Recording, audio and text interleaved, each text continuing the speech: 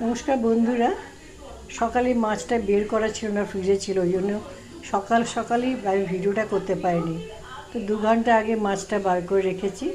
বার করে রাখার পরে মাছটাকে জলের নিচে রেখে বরফটাকে ছাড়িয়ে নিয়েছি। আগের ভিডিওতে বলেছিলাম মাছ যখনই রান্না করি না কেন আমি এটাকে নুন জলে ভিজিয়ে রাখি খানিকক্ষণ, 10 মিনিট মতো। তারপরে ওই জলটা ফেলে দিয়ে তারপরে হলুদ নুন মাখিয়ে মাছটা রাখলাম। আর আজকে একটা অন্য রান্না করার, মাছের অন্য একটা রান্না করার ইচ্ছে ছিল, কিন্তু সময় অনেকটা কম আছে বলে আমি ভাবলাম ঠিক আছে ওই রান্নাটা অন্য দিন করবো। তা আজকে যে রান্নাটা করব এটা আমার দিদিমার হাতের রান্না। দিদিমা ভারী ভালো রান্না করতেন।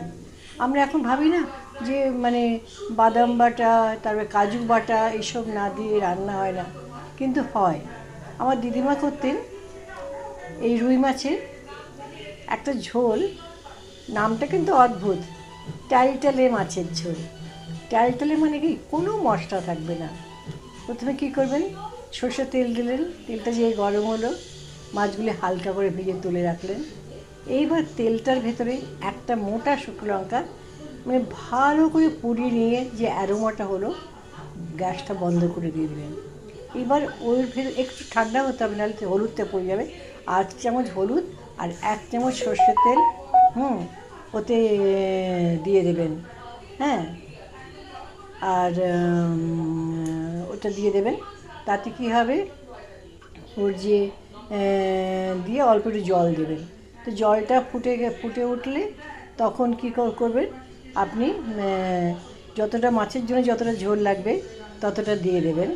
দিয়ে ঝোলটা যে ফুটে উঠবে তখন আপনি ওই যে ভাজা মাছটা আছে ওগুলো দেবেন। আর 2টো কাঁচা লঙ্কা একটু স্লিট করে দেবেন। এতে শুধু কাঁচা লঙ্কা আর শুকনো লঙ্কার একটা অদ্ভুত পোড়া গন্ধ আর গ্রিন চিলির একটা অদ্ভুত গন্ধ, এই দুটোই মাছের স্বাদ এনে দেবে। তো এটা আপনারা যদি কখনো করেন, হ্যাঁ, অদ্ভুত, নামটা ভীষণই অদ্ভুত। হ্যাঁ, রুই মাছের ট্যালট্যালে ঝোল, মানে কোনো মশলা তো পড়ছে না, শুধু ঝোলটা, তার মধ্যে হলুদ, কাঁচা লঙ্কা আর শুকনো লঙ্কার অ্যারোমা, এই 3টে এখানে মেন। কিন্তু খেতে ভারী সুন্দর, লাইট তো বটেই, এবং তার সাথে এর যে গন্ধটা, যখন আপনারা ভাতের সাথে মানে মেখে খাবেন তখনই বুঝতে পারবেন যে এইটা আমরা এই রেসিপিটা পেয়েছিলাম, এটা সত্যিই ভালো। হ্যাঁ, আপনারা অবশ্যই এই পুরনো দিনের রান্না করবেন এবং দেখবেন যে আপনাদের খুব ভালো লাগছে। তো আপনারা অবশ্যই জানাবেন।